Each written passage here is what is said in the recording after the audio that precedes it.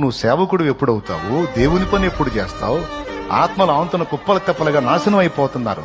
త్రాగుడు, వ్యభిచారం, దొంగతనం, నరహత్య, మాంత్రిక విద్య, విగ్రహారాధన, గంజాయి, హెరాయిన్, డ్రగ్స్, మత్తు పదార్థాలు, మాదక ద్రవ్యాలు, దారుణమైన పాపాల్లో, మత ఉన్మాదాల్లో జీవితాలు నాశనం చేసుకుని నరకానికి ప్రయాణం అవుతున్నారు. నీకు బాధ్యత లేదు. నువ్వు మాత్రం ఆదివారం కూటమికి వస్తున్నావు, చక్కగా లేచి వెళ్ళిపోతున్నావు, 4 మొక్కలు వింటున్నావు, హల్లెలూయా అనుకుంటున్నావు, మామ అనుకుంటున్నావు, పోతున్నావు. ఎప్పుడయ్యా నువ్వు సేవకు వచ్చేది? ఎప్పుడు?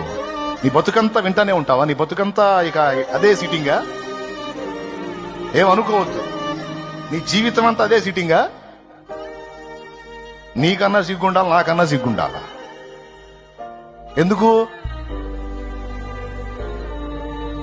అంతే కదా, టీచర్ కన్నా సిగ్గుండాలి, అయితే విద్యార్థి కన్నా సిగ్గుండాలా?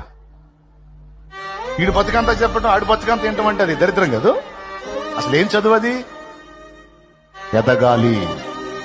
దేవుడు నేర్పినటువంటి యుద్ధ విద్యను అభ్యసించి దేవుని పనిముట్టుగా మారాలి. అది లక్ష్యం. Download ShareChat.